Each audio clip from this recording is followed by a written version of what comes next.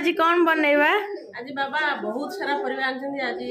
पोटल रे गोटे रेसिपी बनैबा पोटल रस्सा आस बनैबा पोटल रस्सा ओके फर्स्ट फ्रेंड्स भलसे पोटल और आलू को भलसे काटिकी धोई धोई काटी कुटिकी रखिदेवे तापर आलू रे टिके हल्दी और लुण पकईकी भलसे फ्राए करनेबे तापर तेल रे मसला सब लुण हल्दी सब जहाँ आमर रेगुलर मसला पकईकी ताकू टिके कषि नेबे कषि सारा पर फ्रेंड्स 2 चम्मच दही देवे फ्रेंड्स आपड़ देखिए दही 2 चम्मच देला परे ता टेस्ट ता बास्ना ता स्वाद केते अलग आसीबो जेहेतु फ्रेंड्स आम बिना प्याज रसुण करूँ दही ता टेस्ट बहुत बढ़े दिए थोड़े ट्राए करके देखंतु तापर जेतबे देखिए एमती तेलटा बाहर को आसुची सेतबे जानिबे मसलाटा कषि हो जाइए तापर पोटल आलू से पकईकी भलसे कषिकी गरम पानी देदेवे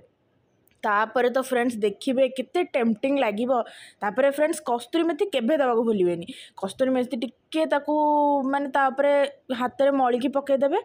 तापर फ्रेंड्स टिके घोड़े देबे तापर देखिए फ्रेंड्स कितने टेस्टी लगे आउ कौन कहिबे सांग माने बहुत बढ़िया लगे।